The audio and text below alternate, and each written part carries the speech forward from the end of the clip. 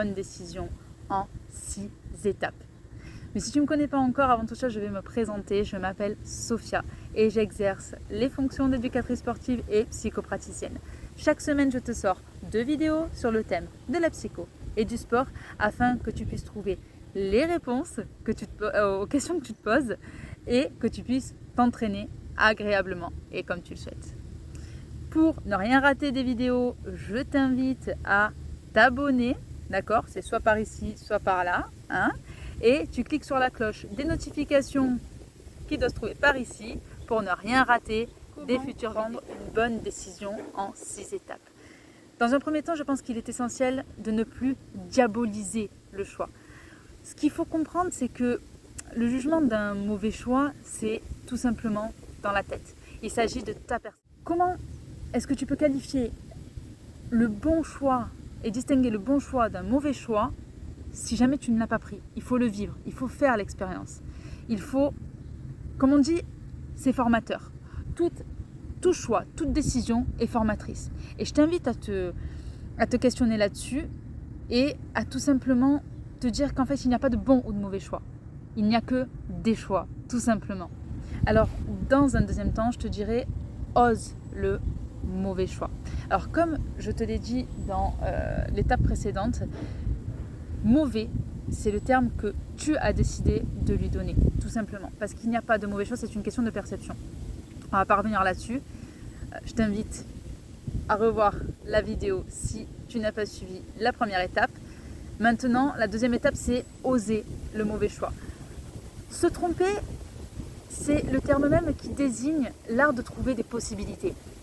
En fait, en osant te tromper, en osant faire un choix qui t'est inconnu, puisqu'un choix ça reste inconnu, que ce soit d'un côté ou de l'autre, ce n'est pas te tromper, c'est apprendre tout simplement à acquérir une possibilité et se dire que potentiellement ça peut le faire, potentiellement ça peut marcher.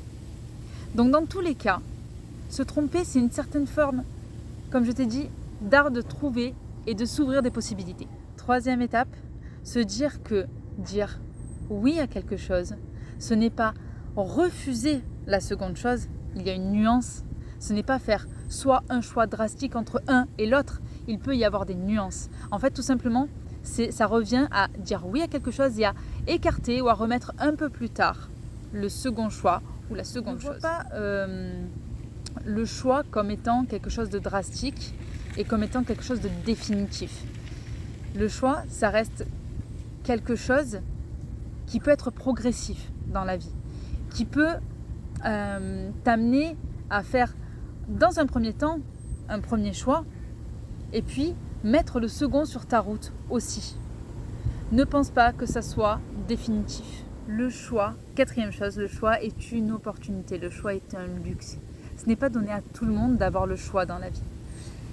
C'est une certaine forme d'opportunité et ça permet quelque part aussi le pouvoir de faire un choix, c'est un pouvoir et ça permet de prendre le contrôle sur sa vie, de prendre le contrôle sur une situation.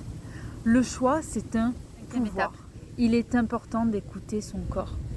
Qui mieux que ton corps sait? Personne. On peut te conseiller, on peut se... Alors, non pas que je te dise que le conseil est mauvais, mais une personne va très souvent te conseiller de par son vécu, de par son jugement profond, de par ce qu'elle pense, mais non pas avec forcément tes besoins et tes ressentis. Ce que je veux dire par là, c'est qu'il est important de se recentrer sur ton corps et sur ce que va dégager ton corps. Quand tu t'apprêtes à prendre une décision, tu as un langage corporel, tu as quelque chose qui se dégage, tu as des ressentis à l'intérieur de toi. Et je pense que parfois, il y a cette intuition que peut-être tu perds un petit peu. Et je t'invite, quand tu dois prendre une décision, à renouer avec cette intuition et avec le ressenti de ton corps. Et à ressentir comment ton corps, comment tu te comportes, comment ton corps évolue en fonction de ton choix. Une décision, c'est pas à prendre à la légère et c'est pour ça qu'il faut prendre du temps. Pourquoi ? Parce que tu as, dans un premier temps, ici, donc l'information, tu l'as ici, Et puis après, tu as ton corps et ton corps réagit. C'est pour ça que je te dis que te recentrer sur toi, c'est important. Parce que l'intuition à laquelle tu fais appel ici, et qui n'est pas forcément claire parfois, ou que tu n'oses pas écouter, c'est la résultante, en fait, ce qui n'est pas analysé ici ou ce qui est moins analysé ici, il est analysé au niveau du corps.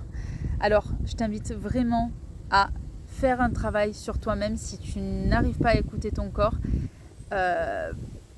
quand tu prends des décisions. Ou alors, tout simplement, à te reconnecter avec ton corps quand tu dois prendre une décision. Dernière chose, questionne-toi sur ce que tu as à perdre. Parce que toute prise de décision t'engage quand même à quelque chose. Alors là, ce qui est important de savoir, c'est ce en quoi ça t'engage et surtout, qu'est-ce que tu vas perdre ou qu'est-ce que tu ne perds pas. Qu'est-ce que tu vas acquérir et qu'est-ce que tu risques au final. Parce que c'est quand même un principe de réalité, le fait d'avoir les pieds sur terre, d'accord ? Parce qu'on peut avoir des choix de cœur et des choix de raison. Et parfois, les choix qui sont faits ne sont pas assez évalués. Donc, je t'invite quand même à réfléchir sur que ce soit ta situation financière, ta situation familiale, ta situation en elle-même. Je t'invite vraiment à travailler sur ça aussi, parce que ça reste important d'évaluer les choses et d'avoir quand même ce principe-là de réalité, d'avoir les pieds sur terre, de savoir ce que tu peux éventuellement perdre et surtout ce que tu peux gagner, éventuellement gagner. J'en ai fini pour cette vidéo. Pour ne rien rater des prochaines, je t'invite à t'abonner et cliquer sur la flèche des notifications.